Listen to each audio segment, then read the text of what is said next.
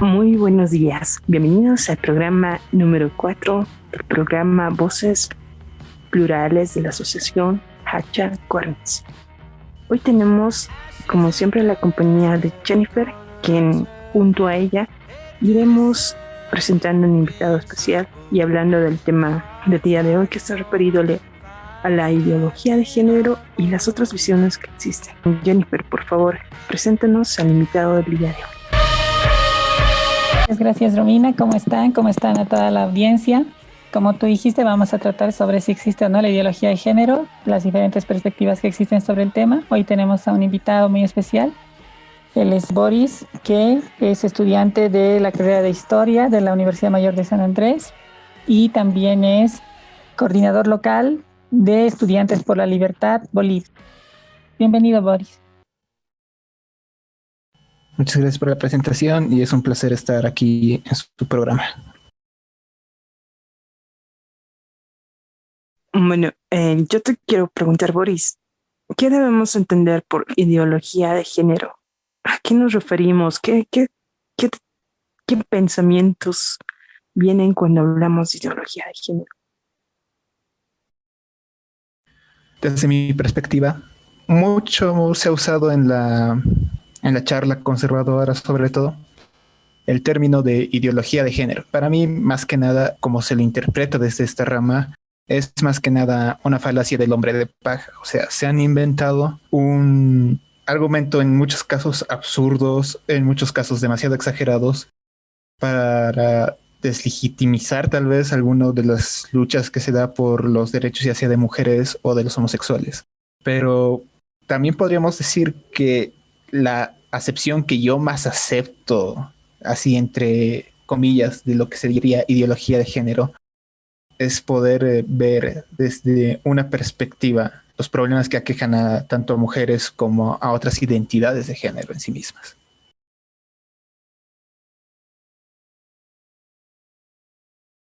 En ese sentido de ideología de género, como tú dices, principalmente se viene acuñando el término en agrupaciones conservadoras. Lo popularizó, creo yo, Agustín Laje y Nicolás Márquez con su libro y sus conferencias para de alguna manera deslegitimar la lucha de colectivos feministas y colectivos LGBT. Pero también, por ejemplo, hay en Bolivia un sociólogo, también María Galindo, que es psicóloga y activista de mujeres creando, que indican que no hay una ideología de género, que hay muchas ideologías de género. Por ejemplo, que la Iglesia Católica y los conservadores también tienen su ideología de género, como el proponer que solo existe hombre y mujer y que solamente existe los cromosomas XXXY y que XY necesariamente daría un órgano genital masculino, por ejemplo, y sería una ideología de género porque en la sociedad, digo, en la ciencia, se ven casos que no son así, ¿no? Por ejemplo, yo leo de un artículo científico que ha sido publicado en el Journal de Medicina, hay un caso de una persona que nació con cromosomas XY, que debería ser varón, pero como nació con el gen SRY recesivo y otros genes recesivos que no se activaron, nació con vulva y un útero, pudo incluso dar a luz, ¿no? Entonces, el caso de una persona con XY que dio a luz. ¿Tú qué opinas de este tema de que cada ideología, por así decirlo, los conservadores también tiene su propia ideología de género? Mis respetos a María Galindo, pese a que no compartimos muchas de nuestras ideas, le tengo cierto respeto. Sí, si lo ponemos desde esa perspectiva, creo que sí, creo que cada persona desde su identidad y desde su misma ideología tendría una ideología de género. Como bien han remarcado que los conservadores solo es hombre y mujer, pero desde una perspectiva queer, digamos, o intersexual, ya hablaríamos de un margen mayor de ideologías.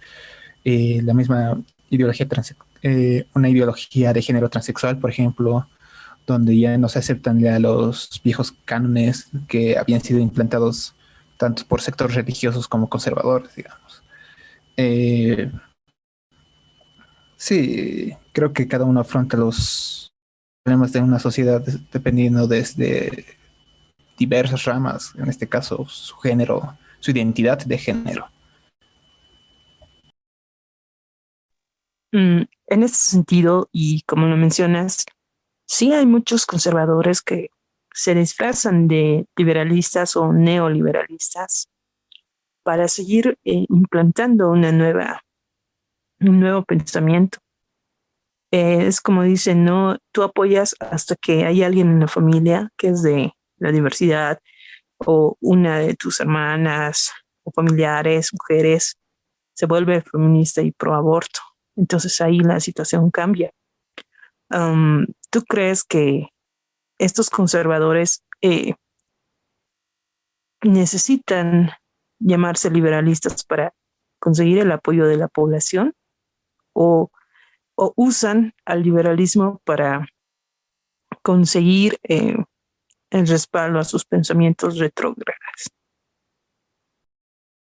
Bien, el problema del conservador es que lo voy a analizar desde mi perspectiva de mi carrera, ¿ya? Desde una perspectiva de la evolución histórica del pensamiento conservador. Al principio, el conservador se oponía a que existan repúblicas democráticas y optaba por lo que eran las monarquías, dando en sí el nacimiento de lo que se llamaría el despotismo ilustrado, donde era la forma más fácil de venderte que tenías que ser gobernado por un rey. Una vez que se fue desfasando de eso, se convirtieron en conservadores republicanos, que apoyaban las democracias, pero bajo estándares conservadores y que la iglesia esté al mando de estas democracias republicanas. Después de un tiempo, el liberalismo ha ido cobrando fuerza como una respuesta a muchos gobiernos que interventores de la economía y últimamente vemos que se va cobrando más voz y los conservadores al ver que no tienen ni voz ni voto en muchas discusiones de este tipo político comienzan a agarrarse de la bandera del liberalismo. Lamentablemente, y no solo en el liberalismo, creo que en toda ideología siempre hay la gente que embandera algo sin serlo, digamos, solo por el hecho de tener una voz que vaya cobrando fuerza y distorsionando muchas veces las ideas en sí mismas.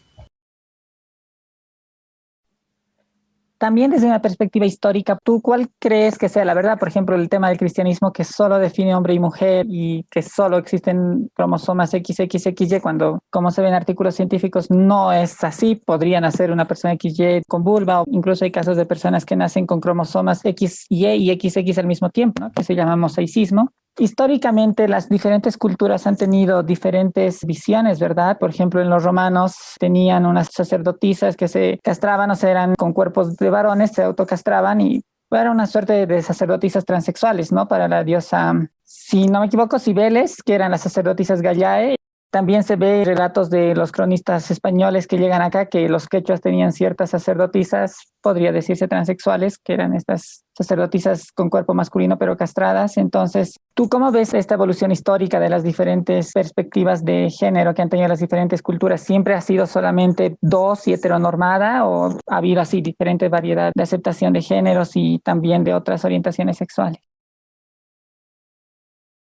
Lo que tú dices es correcto. En diferentes culturas ha habido diferentes acepciones y diferentes formas de identidad de género. Tanto las sacerdotisas en Roma como las sacerdotisas aquí en los Andes de parte de los quechos. También hay que tomar en cuenta que también había identidades de los dos espíritus, si no me equivoco, que se llama, que son propias de las tribus originarias del norte de Estados Unidos. También tenemos, en el caso japonés, por ejemplo, una de las culturas más respetadas en su tiempo y una de las más avanzadas, que hablaban sobre que muchos de sus hombres que se dedicaban a trasvestirse, que no es nada malo el término, tenían otra identidad de género e incluso eran respetados en la misma sociedad japonesa, o sea, eh, pero con el colonial, con la expansión de Europa conquistando nuevos territorios, ya sea de forma diplomática, que muy rara vez se daba, o de forma o la forma más común, la forma violenta, se fue implantando la visión cristiana, digamos, la visión católica, que solo habían dos géneros, hombre y mujer, en cuestión de que Dios los había creado así.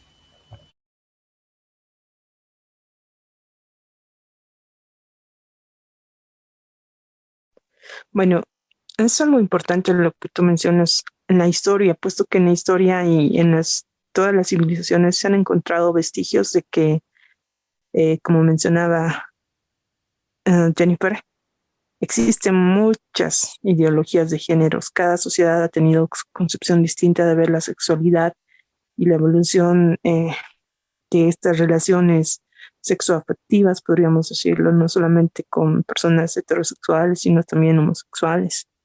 Entonces es algo muy curioso tal vez preguntarnos eh, si culturas ancestrales aceptaban como algo eh, normal, ¿no? Tal vez es no es la palabra adecuada, sino como algo común, la práctica de las relaciones sexoafectivas entre distintos integrantes de su comunidad, incluso muchas veces poliamorosas, donde, donde es que hay ese quebrantamiento y se prácticamente se impone la ideología del binarismo, hombre-mujer, mujer-varón, porque hay muchos varones que a veces, con todo respeto, y a veces se ofenden cuando otro varón les da algún elogio o algún piropo, porque piensan que tal vez pueden tener alguna relación. Y es algo común también encontrar en otros países como Argentina e Italia, que los hombres no tienen conflicto alguno en darse un beso, mientras que en otras sociedades, incluso como las nuestras, es algo tan visto y tan desagradable para muchos que tienden a golpear o minimizar al hombre afeminado. Desde tu posición política, ideológica, y sé que has debido estudiar mucho el liberalismo, ¿en qué momento surge esta ruptura donde se deja de lado la mirada ancestral, antropológica, cultural, y se procede con este binarismo impuesto? Bueno, es algo complicado de rastrear todo esto, pero yo diría que ya comenzaba a darse unos vistazos en lo que era la antigua Grecia con muchos filósofos que hablan de que pese que el homosexualismo en Grecia era aceptado y muchas veces alabado, eh, el, algunos filósofos griegos comienzan a pedir que el hombre sea un hombre fuerte, un hombre de garra, un hombre que posea a las mujeres y sea como el macho alfa. O sea, que el objetivo del hombre era ser el más macho de todos los machos, por darle algún tipo de definición más coloquial, por así decirlo. Eh, y se comienza a decir, ya, el hombre debe actuar de esta forma, de esta forma, de esta forma, de esta forma, dándose ya comenzar a dar lo que serían los primeros roles de género. Igual que la mujer, que ya en las sociedades ya comienzan a volverse las pater families, donde el padre comienza a tener el derecho natural sobre los hijos, porque antes era de la mujer, comienza a decirse la mujer debe actuar de esta forma, de esta forma, de esta forma, de esta forma, y debe servir al hombre de esta forma, de esta forma, de esta forma. Yo diría que ahí comenzaría, porque no olvidemos que el cristianismo comienza a tener bebe mucho de lo que son los filósofos griegos. De hecho, el catolicismo moderno es totalmente aristotélico, totalmente incluso distanciado de muchas ramas romanas que, digamos, sería su inicio.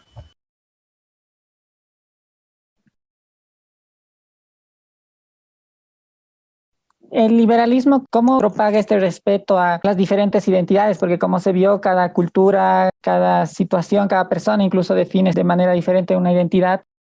¿Cómo se propaga el respeto y se lucha contra los discursos de odio de los conservadores desde el planteamiento liberal para que se respete las diferentes identidades de las personas en cuanto a orientación sexual e identidad de género? Muy interesante la pregunta desde mi punto de vista, porque, seamos francos, no todos tenemos una ideología, pero no significa que todos los que tengamos la misma ideología pensemos igual. Pero en los círculos más conservadores, voy a dar un ejemplo, se ha dado el famoso derecho a ofender. O sea, puedes ofender a todo el mundo, si no te gusta que esa persona, que ese hombre, digamos, ya ni siquiera que sea homosexual, sino que se vista más refinado, ya es directamente un afeminado, como algo peyorativo, como si fuese algo malo. y tienen todo el derecho de ofenderlo y demás, pero cuando te cruzas con, digamos, contra sus mismas ideas o los ofendes a ellos mismos, dicen, debes respetar porque mis ideas han sido la cuna de la civilización.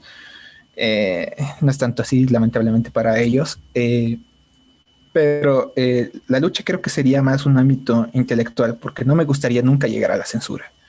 Eh, Triste, y obviamente la ofensa debería estar y está normada como difamación. O sea, una cosa es que no esté de acuerdo contigo y otra cosa es que comience a difamarte. Por ejemplo, muchos estigmas que se han dado a las comunidades LGTBIQ más, o diferentes formas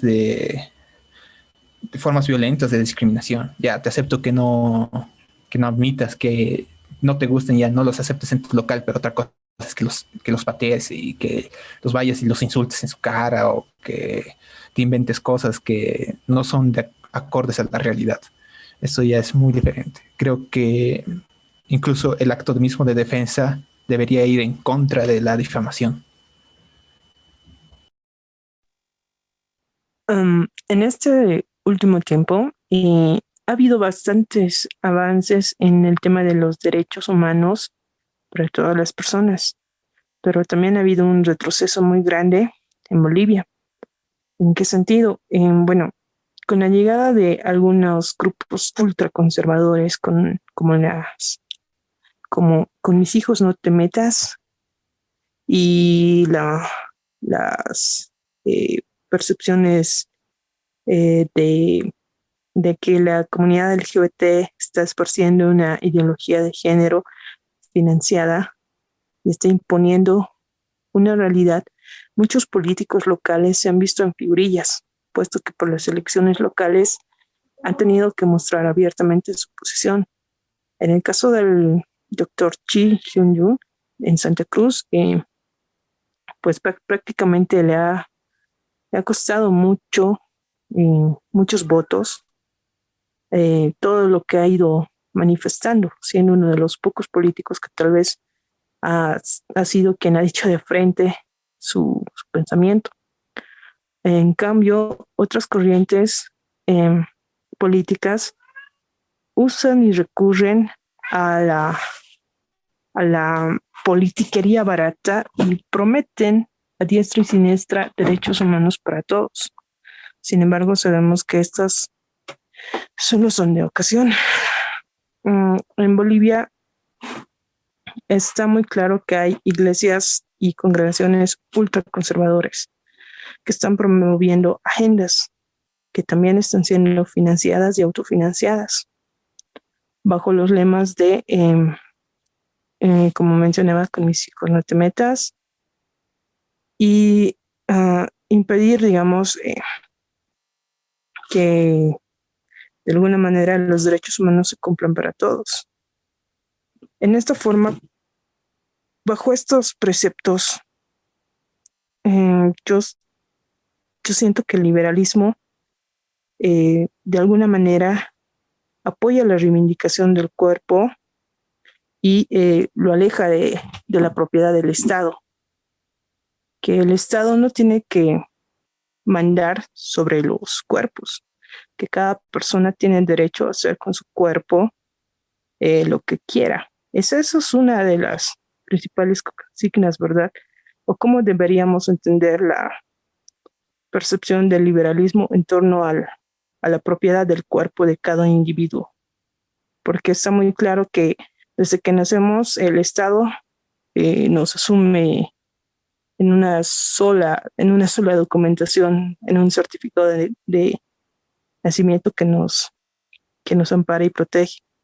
Sin embargo, ahí se pierde la individualidad. ¿Cómo mira el liberalismo esta situación?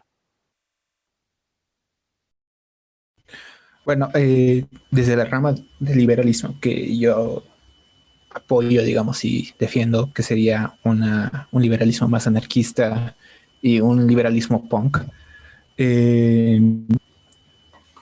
el Estado ha sido el mayor interventor en todas las libertades y en este caso la libertad de identidad de género.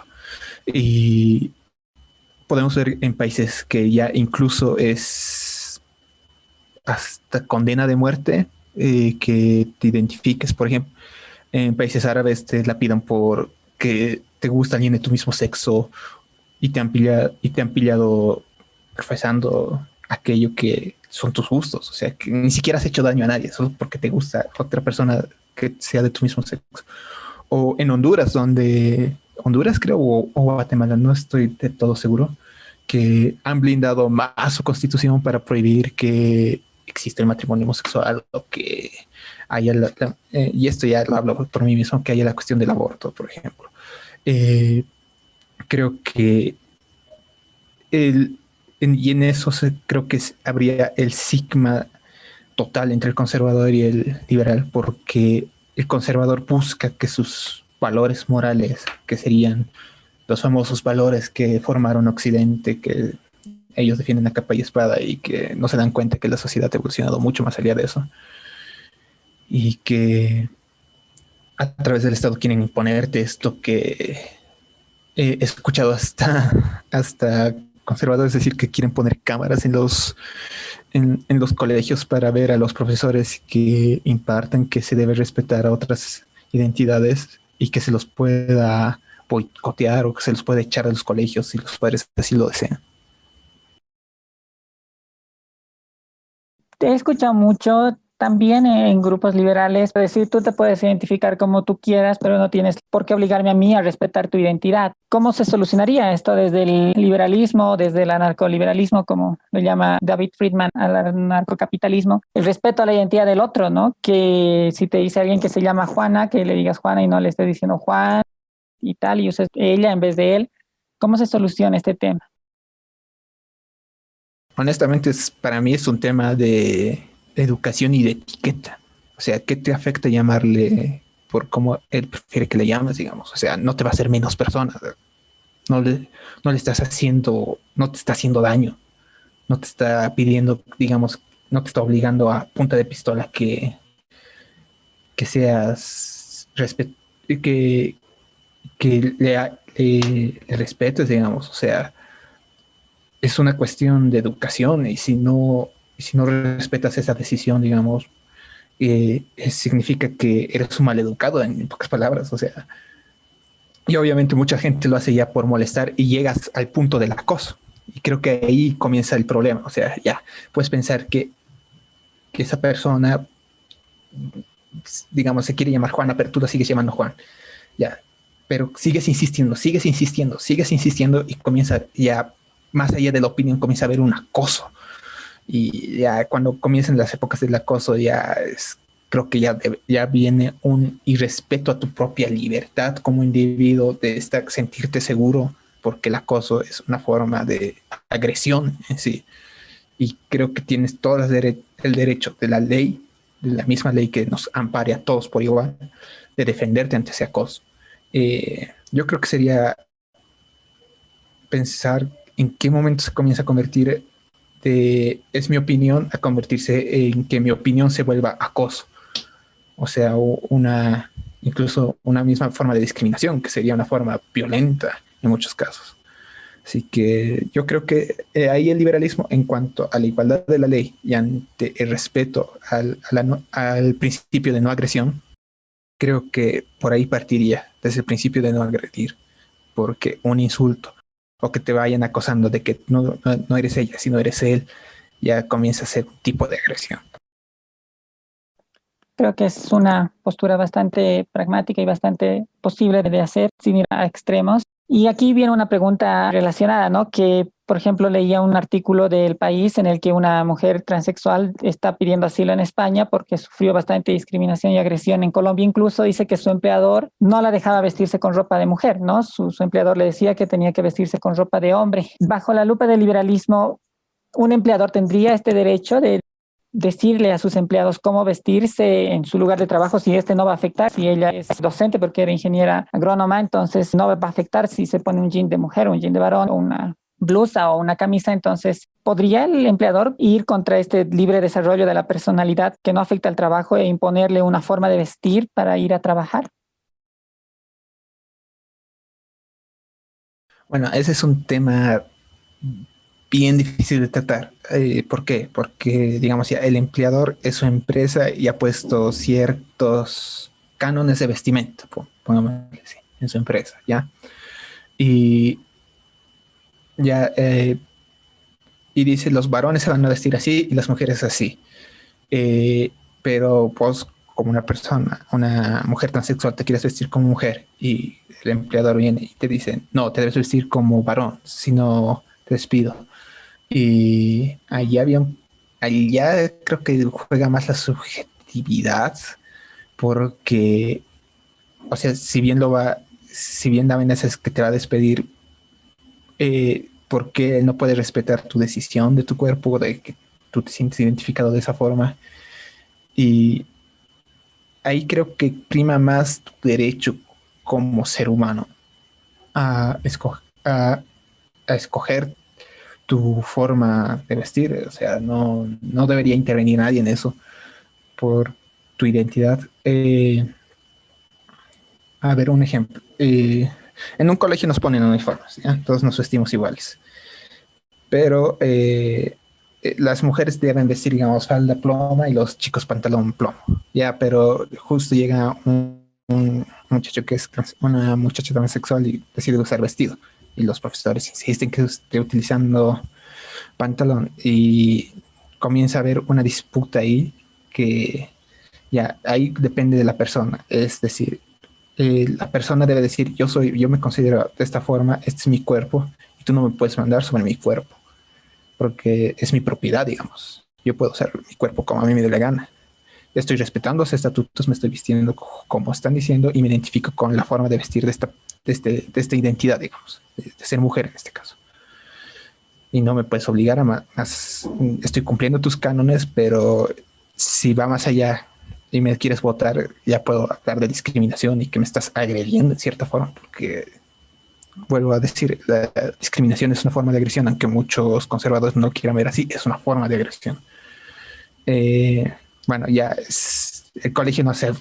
Y bueno, creo que es un tema muy complicado hablar sobre propiedad, sobre empresas privadas que piden que sus empleados se vistan de cierta forma.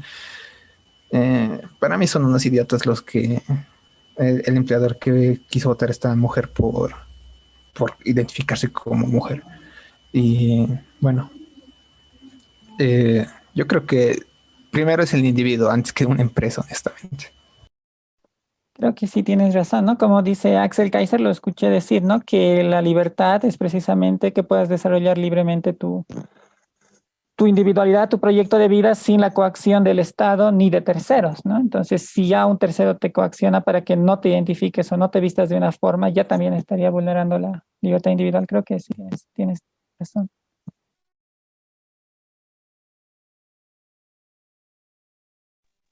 Bueno, hasta cierto punto, muchos han hablado que el liberalismo oculta muchas cosas.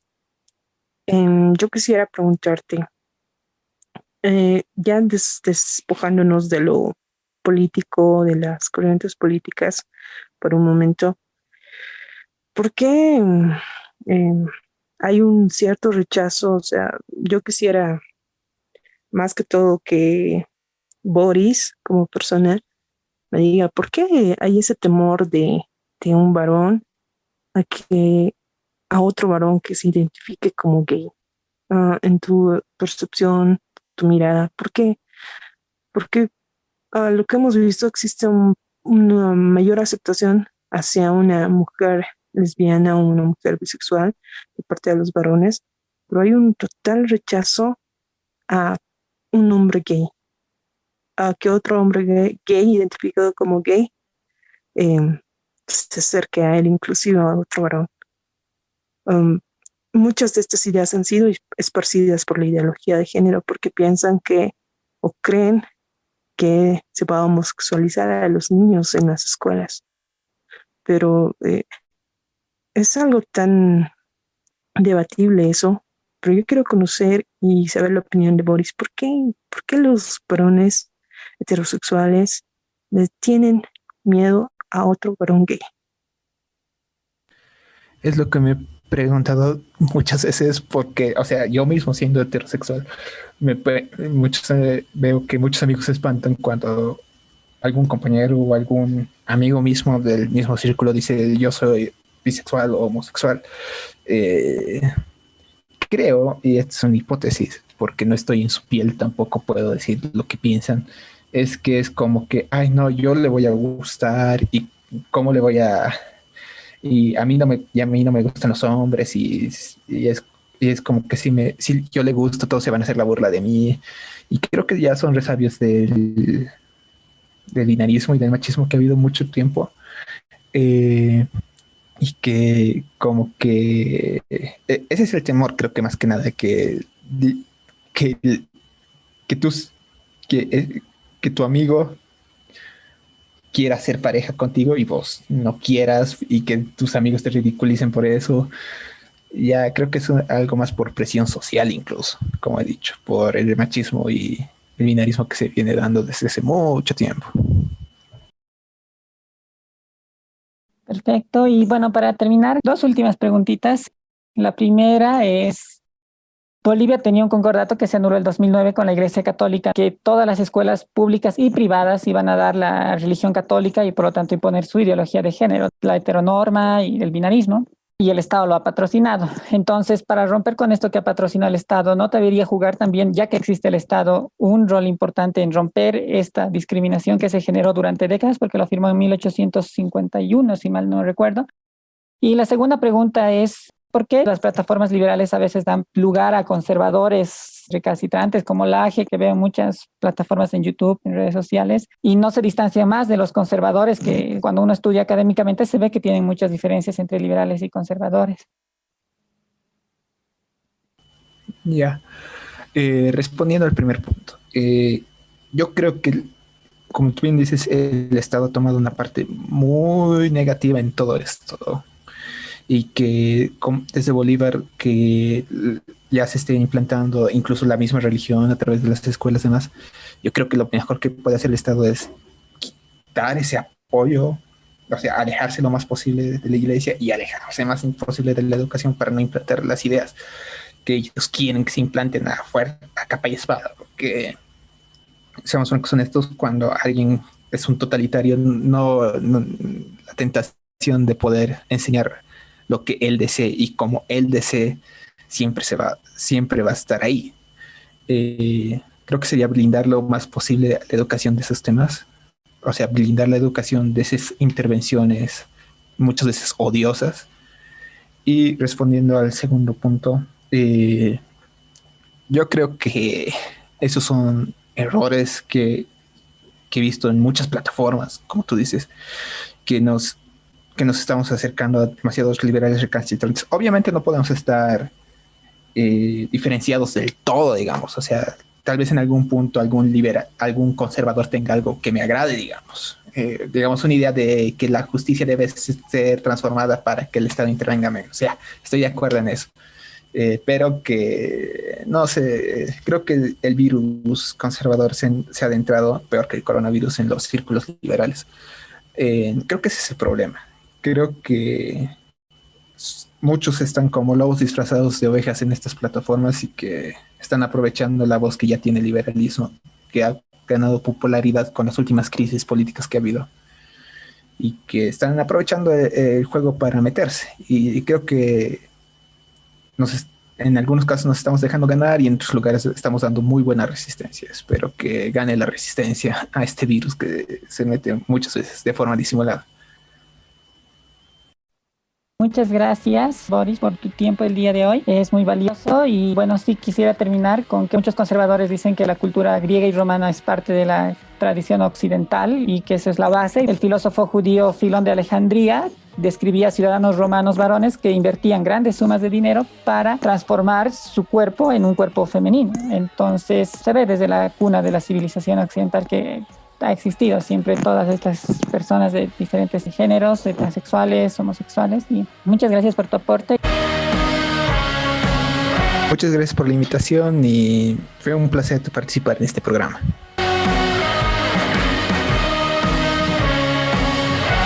Gracias a todos nuestros radio oyentes.